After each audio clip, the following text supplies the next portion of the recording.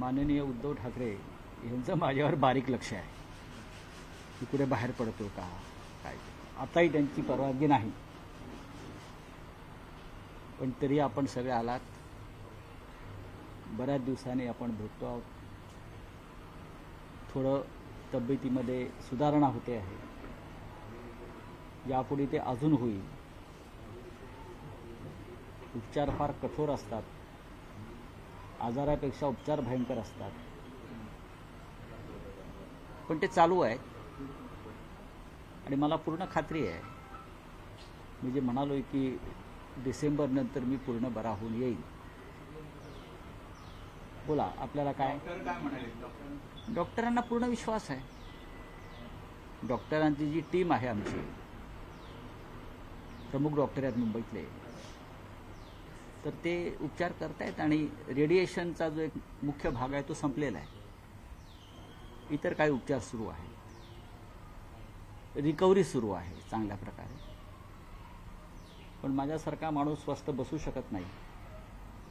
जर बरा असतो तर नगरपालिका निवडणुकांच्या प्रचारामध्ये मी 100% संपूर्ण महाराष्ट्रात फिरलो असतो. नगरपालिका निवडणुका उद्या आहेत आणि शिंदे गटाच्या गुलाबो गँगने सांगितलेलं आहे की आज 1 तारखेला लक्ष्मीदर्शन होणार आहे. ते आता कुठे कुठे लक्ष्मीदर्शन झालेलं आहे याची माहिती निवडणूक आयोगाने घेतली पाहिजे. राज्याचं निवडणूक आयोग आहे, त्यांनी कुठे कुठे लक्ष्मीदर्शन झालं आहे. कारण राज्याच्या मंत्र्याने जाहीर केलं होतं की लक्ष्मीदर्शन 1 तारखेला सकाळी होणार. त्याच्यामुळे लोक सकाळपासून जागेच आहे. मला जी माहिती मिळाली, सकाळपासून जागे आहेत. आणि काही ठिकाणी 10,000 15,000 मतामागे असं लक्ष्मीदर्शन सुरू आहे. ही नगरपालिका निवडणूक आणि नगरपंचायत निवडणूक ज्या पद्धतीनं सुरू आहे महाराष्ट्रामध्ये, आतापर्यंत नगरपालिका आणि नगरपंचायत निवडणुकीमध्ये पैशाचा इतका प्रचंड खेळ कधी झाला नव्हता. मुळात नगरपालिका नगरपंचायत निवडणुका या राज्याचे मुख्यमंत्री किंवा सरकार कधी लढवतच नव्हते. ते स्थानिक पातळीवरच लोक लढत राहिले. आता मी पाहिलं की 5-5, 6-6 हेलिकॉप्टर्स नगरपालिका आणि नगरपंचायत निवडणुकांसाठी सत्तेतले 3 पक्ष आहेत, त्यांनी 5-5, 6-6 हेलिकॉप्टर्स, खाजगी विमानं, हे कधी नगरपालिका नगरपंचायत निवडणुकीत झालं नव्हतं. अशा पद्धतीनं एका नगरपालिकेसाठी 15-15, 20-20 कोटी रुपयाचं बजेट आहे. ही 3 पक्षातली स्पर्धा आहे सत्तेतल्या. आतापर्यंत आम्ही निवडणुका लढलो, पण आम्ही ह्या निवडणुका आमच्या स्थानिक कार्यकर्त्यांवर सोडल्या. आताही तशाच सोडलेल्या. तुम्ही पाहिलं असेल की शिवसेनेकडून लोक म्हणतात विरोधक निस्तेज आहेत या निवडणुकीत. नाही, विरोधक निवडणुकीमध्ये आहेत, पण अशा पद्धतीने निवडणुका आम्ही कधी लढल्या नाही. नगरपालिका नगरपंचायत ग्रामपंचायतीला इतके कोट्यवधी रुपये खर्च करून तुम्ही कोणाशी स्पर्धा करताय? या राज्याची निवडणूक संस्कृती जी होती ही पूर्णपणे उद्ध्वस्त झालेली आहे. या राज्याला एक संस्कृती होती, संस्कार होता, तो गेल्या 4 ते 5 वर्षामध्ये देवेंद्र फडणवीस यांच्या नेतृत्वाखालच्या सरकारनं पूर्णपणे उद्ध्वस्त केलेलं आहे. आपापसात त्यांच्या मारामाऱ्या सोडून द्या, पण नगरपालिका निवडणुकीमध्ये किती पैसे खर्च करावे त्याला काही मर्यादाच राहिलेल्या नाही. याचं कारण 3 पक्षातली स्पर्धा, तू मोठा की मी मोठा. स्पर्धा ही शिंदे शिवसेना विरुद्ध भाजप अशी बघा, शिंदेची शिवसेना जी आहे ते म्हणतात, मुळात शिंदेची शिवसेना म्हणायला मी तयारच नाही पहिल्यापासून. आणि शिंदे सेनेचा कोथळा हे अमित शहाच काढणार आहे. हे माझं वाक्य तुम्ही लिहून ठेवा. शिंदे सेनेचा कोथळा हे दिल्लीचे शहा काढणार आहेत. त्यांची जी काय परंपरा आहे कामाची, त्याने आमचा कोथळा काढण्याचा प्रयत्न केला, पण आम्ही त्यातून बाहेर पडलो. पण त्यांच्या स्वभावानुसार आणि त्यांच्या कार्यपद्धतीनुसार शिंदे सेनेचा कोथळा हा दिल्लीतूनच काढलाच आहे.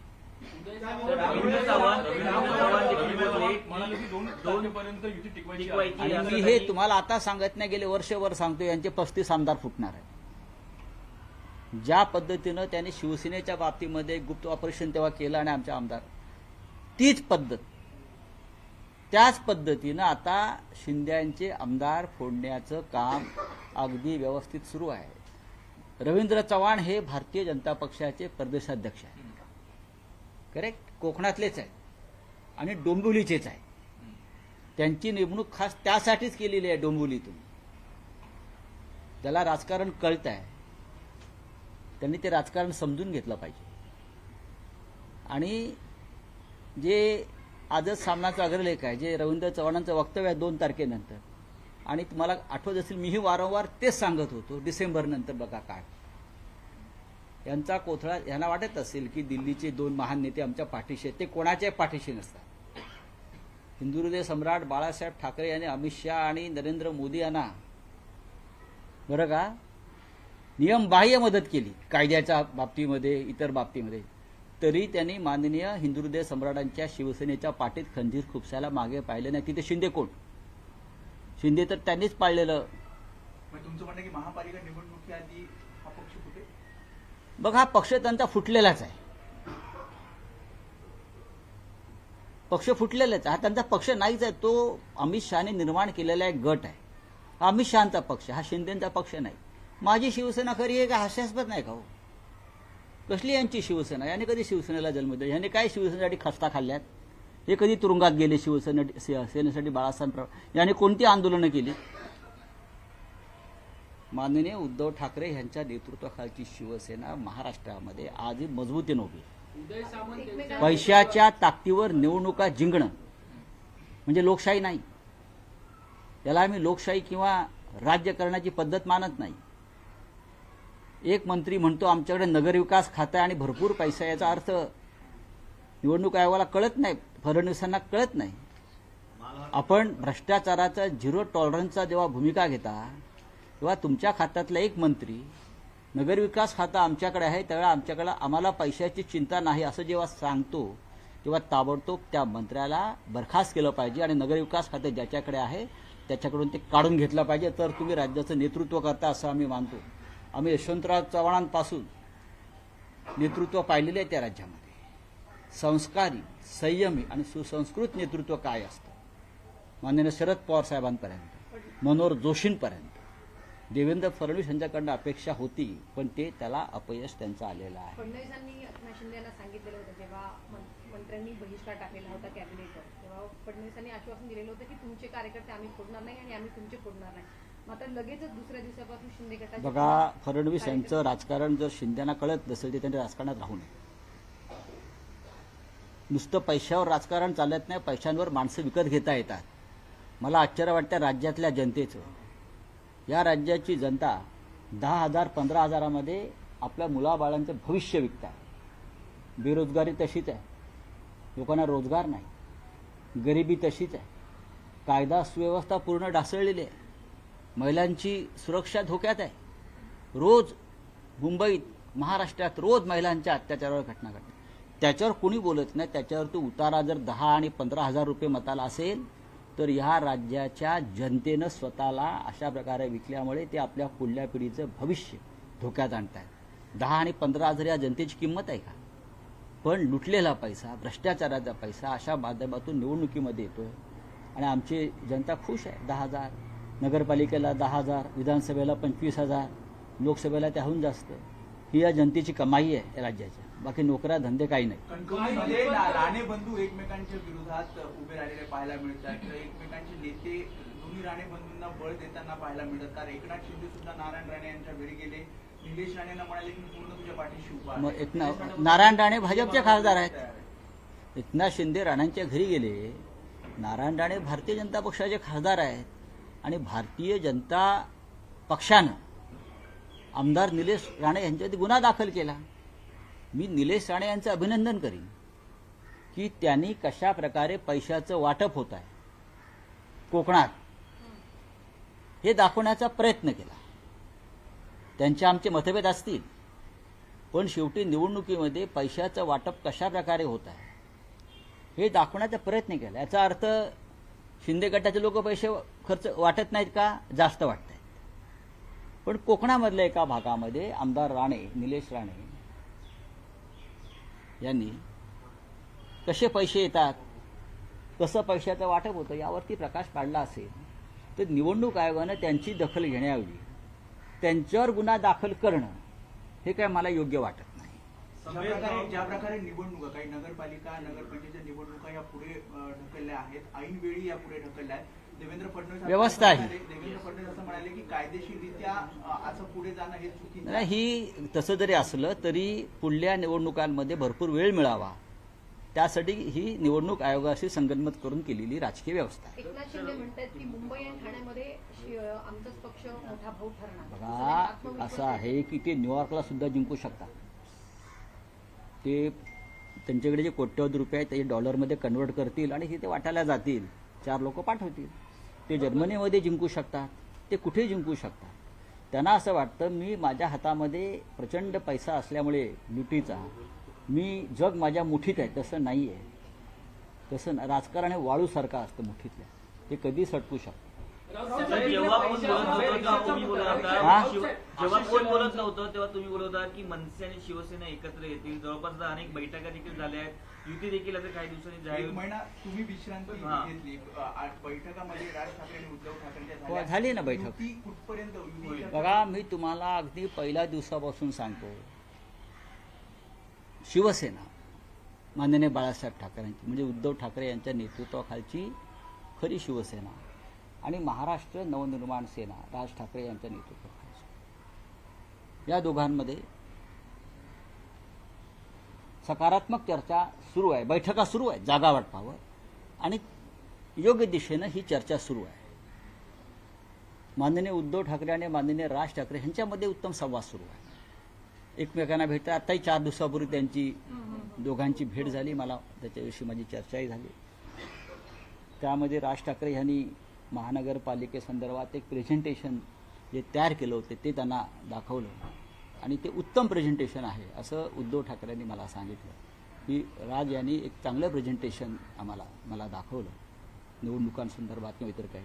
त्याच्यामुळे कोणाला चिंता करण्याचं कारण नाही आहे.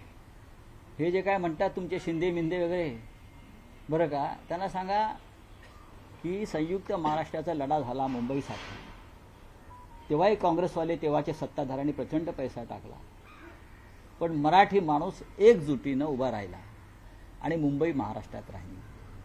ही मुंबई महाराष्ट्रापासून तोडण्याचं कारस्थान तुमचे दिल्लीचे बापजादे करतायत. मिस्टर शिंदे, अमित शाह, नरेंद्र मोदी, गौतम अडाणी हे त्रिकूट महाराष्ट्रापासून मुंबईला तोडण्याचा जो प्रयत्न करतोय तो उद्धव ठाकरे आणि राज ठाकरे यांची एकजूट हाणून पाडल्याशिवाय राहणार नाही.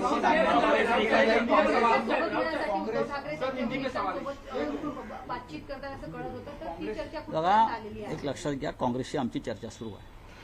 जर काँग्रेसला वाटत असेल, त्यांचा जर बिहारच्या निकालानंतर त्यांचा जर कॉन्फिडन्स वाढला असेल, बिहारच्या निकालानंतर जर काँग्रेस पक्षाचा आत्मविश्वास वाढला असेल तर ते मुंबईमध्ये स्वतंत्र लढायला तयार आहेत, तर त्यांना लढू द्या. आमची त्यांची चर्चा सुरू आहे. मी साधारण डिसेंबरच्या 2ऱ्या आठवड्यात दिल्लीत जाणार आहे. तेव्हा माझा प्रयत्न असेल की या विषयावर मी त्यांच्या हायकमांडशी बोलेन. पण काँग्रेसने सोबत असणं मुंबईमध्ये महाविकास आघाडी म्हणून ही आमची भूमिका असायला पाहिजे. काँग्रेस पक्ष आम्ही सगळे एकत्र आहोत. राज ठाकरे सोबत आल्याने भारतीय जनता पक्षाचा पराभव होणार आहे, लक्षात घ्या. आमचा जो शत्रू आहे, या मुंबईचा जो शत्रू आहे तो भारतीय जनता पक्ष आहे. गौतम अडाणीला ज्या पद्धतीने ही मुंबई घशात घातली जाते ती जर थांबवायची असेल आपल्याला तर राज ठाकरे यांचं सोबत असणं ही या मुंबईची आणि महाराष्ट्राची गरज आहे. बोले हिंदी में. आपने कहा कुंभ मेला नासिक में हो रहा है, पैसा महाराष्ट्र का लग रहा है और कॉन्ट्रैक्ट गुजरात में जा रहा है, क्या कहना चाहते हैं? प्रयागराज में भी यही हुआ ना. आप प्रयागराज में जाइए और देखिए, प्रयागराज में जितने भी काम इंफ्रास्ट्रक्चर के हुए वो सब कॉन्ट्रैक्टर्स गुजरात के थे. लोकल लोगों को काम मिलना चाहिए. नासिक में कुंभ मेला हो रहा है, नासिक में पूरे गुजरात के ठेकेदारों का डेरा वहां बैठा है. अगर नासिक में काम हो रहा है तो महाराष्ट्र के जो काम करने वाले ठेकेदार है, लोग हैं, उनको काम मिलना चाहिए लोकल लोगों को. आप ये साधु ग्राम के लिए 2000 झाड़ तोड़ रहे हैं, हाँ, पेड़ तोड़ रहे हैं. सर, पार्लियामेंट से रास्ता चौड़ा करने के लिए लोगों के घर तोड़ रहे हैं. ये कुंभ मेला में किसने कहा? हाँ, लोगों को आप बेघर बेरोजगार कर रहे हो.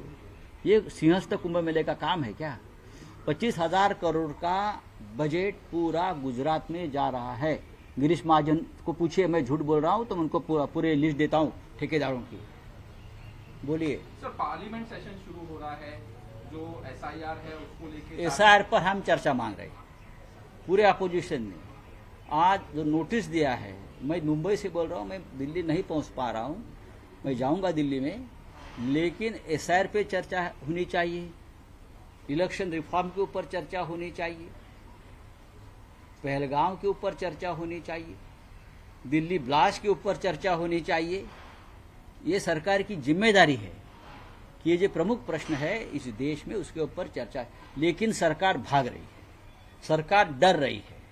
बिहार में इतनी जीत होने के बावजूद भी सरकार अपोजिशन से डर रहा है और चर्चा से भाग रहे हैं। सरकार ये संसद नहीं चलने देगी, इस बार ये सत्र नहीं चलने देगी। सर सर मोहन आपकी बाबू तबीयत को लेकर सवाल करना चाहूंगा कि आपकी तबीयत सही नहीं है, फिर भी आप आगे प्रेस कॉन्फ्रेंस ले रहे हैं। उद्धव ठाकरे का नाम लिया आपने, आप भावुक हो गए, आपके भाई भी भावुक हो रहे। सर जब जेल गए थे, जब भी आप इसी तरह आए थे और बात देखिए, मेरी जो बीमारी है जेल से शुरू हो गई। आपको बताना चाहता हूं, जब मैं जेल में था तब से ये मेरी बीमारी शुरू हो गई है, लेकिन मैंने थोड़ा निगलेक्ट किया, लेकिन वहां से शुरू हो गई है। लेकिन सरकार को अच्छा लगता है अपोजिशन को जेल में डालो, खत्म करो, लेकिन हम खत्म नहीं होंगे, हम लड़ेंगे पूरे देश के साथ। देश के बड़े बड़े नेता हमारे साथियों से मेरा संपर्क है, दर्द, सबकी शुभकामनाएं हैं। मैं जल्दी ठीक हो जाऊंगा और मैदान में उतरूंगा। चांगली गोष्ट आहे, ही व्यक्तिगत नाती असतात। धन्यवाद। दिनचर्या कशी होती? अख्खा महिना ठाकरेंची तोफ शांत बसलेली होती, 1 महिन्याची दिनचर्या कशी होती? मी बोललो ना, मी कैदखान्यातच आहे, वैद्यकीय कैदखान्यात आहे, मेडिकल जेल। आज फडणवीसांनी तुम्हाला परत एकदा शुभेच्छा दिली की राऊत परत एकदा माध्यमांसमोर येतात। नाही बघा, देवेंद्र फडणवीस हे कधी काळी आमचे जवळचे मित्र होते आणि आम्ही नाती जपतो, आम्ही एकत्र काम केलेलं आहे। आजारपणात त्यांनी मला स्वतः फोन करून चौकशी केली आणि सर्व प्रकारच्या मदतीची त्यांनी पेशकश केली। मोदी आणि शिंदेनी पण तुम्हाला केली ना। बघा, ही राजकारण वेगळं आहे, व्यक्तिगत नाती वेगळी असतात। केंद्रातल्या जवळजवळ सर्वच मंत्र्यांनी दूरध्वनी करून माझी चौकशी, उपराष्ट्रपती असतील, सगळ्यांनी माझ्याशी ही एक नाती असतात, ती टिकवली पाहिजेत। राजकारणामध्ये किती शत्रुत्व असलं तरी ते व्यक्तिगत स्तरावर शत्रुत्व येता कामा नये। देवेंद्रजींनी माझी चौकशी केली, किंवा जर त्यांना कोणी भेटलं तर ते माझी चौकशी करतात। नरेंद्र मोदीजींनी चौकशी केली, वारंवार ते करत असतात। आजही सकाळी त्यांनी कोणाकडे तरी चौकशी केली असं मला कळलं, मला फोन आला होता। पण या गोष्टी होत असतात। उद्धवजी, राजजी चौकशी करतात, 2 दिवसात राज ठाकरे इथे येणार आहेत असं त्यांचा निरोप आहे। पण या गोष्टी होत असतात आणि मी बरा आहे। चला, धन्यवाद। सर एक फोटो काढू कॅमेरामॅन, खूप दिवसानंतर आलो ना, यार फटाफट यार। म्हणतात विरोधक निस्तेज आहेत या निवडणुकीत, नाही, विरोधक निवडणुकीमध्ये आहेत, पण अशा पद्धतीने निवडणुका आम्ही कधी लढल्या नाही। नगरपालिका, नगरपंचायत, ग्रामपंचायतीला इतके कोट्यवधी रुपये खर्च करून तुम्ही कोणाशी स्पर्धा करताय? या राज्याची निवडणूक संस्कृती जी